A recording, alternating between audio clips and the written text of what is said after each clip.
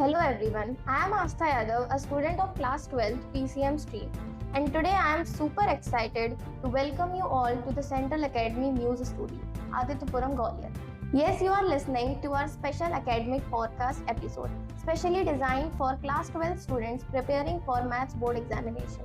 We all know one thing very clearly, that the word mathematics itself increases the heartbeat of many students. But today, we are going to change that fear into our confidence. And for that, we have someone special with us who can make us confidence in our maths. We have our school's HOD, respected Arun sir. Welcome to our podcast, sir. Thank you, Afta. I am very happy to be here, connect with a student and through this platform. आज हमारा ये session जो है class 12 student के लिए है, वो exam के फियर को कैसे ओवरकम कर सकते हैं, कैसे आपको प्रैक्टिस करना है, एग्ज़ाम में कैसे प्रेशर हैंडल करना है, ये सारी चीज़ें हम इसमें डिस्कस करेंगे। So sir, let's start with our first question. When students sit in the examination hall and open the class 12 maths paper, what should be their mindset? First of all आप confident रहेंगे, काम रहेंगे, then you read the each and every question carefully. आपको easy जो question है उनको tick कर लेना है, then you have to start with the easy question. It build your confidence, then you will tackle the lengthy question in the examination. Thank you, sir. So now my next question is, in objective questions like MCQs are now a part of the paper. So they look simple, but sometimes they confuse students. What strategy should we follow? When you do the MCQ, first of all आपको सबसे अच्छे से question को पढ़ना है।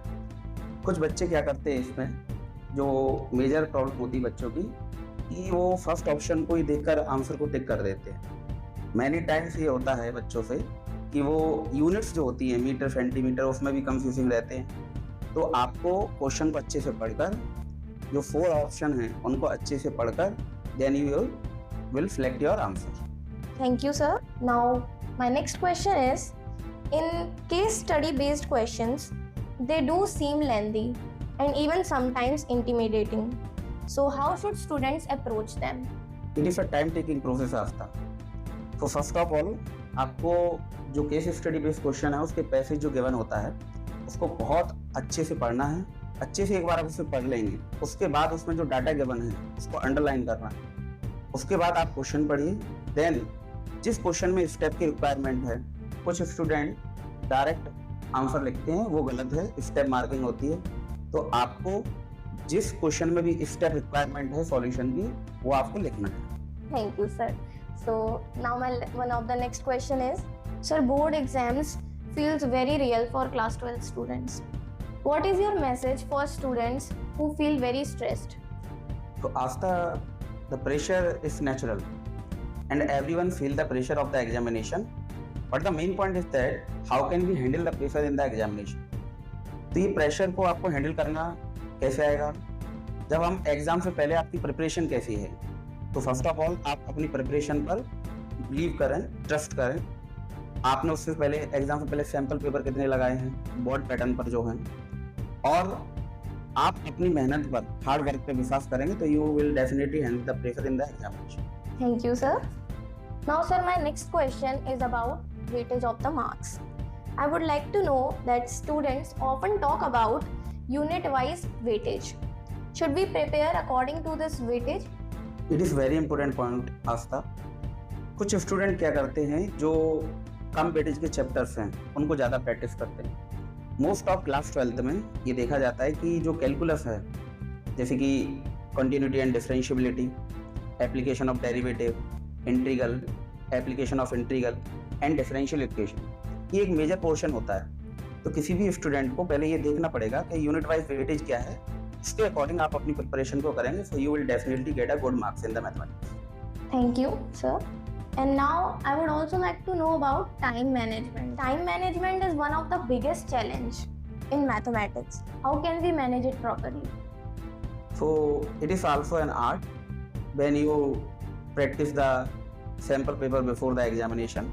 तो वो paper की प्रैक्टिस करते करते स्टूडेंट को आ जाता है कि हमको एग्जाम के अंदर किस प्रकार से टाइम को मैनेज करना है। जैसे कि फॉर एग्जांपल जो लॉन्ग आंसर टाइप क्वेश्चन रहते हैं और केस स्टडी, इसके लिए हमें थोड़ा सा टाइम ज़्यादा लगता है रीड करने में। तो एग्जाम के अंदर आपको ये देखना पड़ेगा कि किस पोर्शन में हमको कम टाइम देना है, किस पोर्शन को ज़्यादा टाइम देना है। Thank you, sir. So, sir, I would also like to know about marking scheme and stepwise marking. Many students worry about losing marks in their final answers if they are coming, like if they have solved all the question and done the procedure properly, but the final answer is wrong. So, how does the marking scheme actually work? तो आज तक CBSE के according जो marking scheme होती है वो step wise marking होती है। जो भी इवेल्युएटर होता है वो आपकी स्टेप वाइज मार्किंग करता है।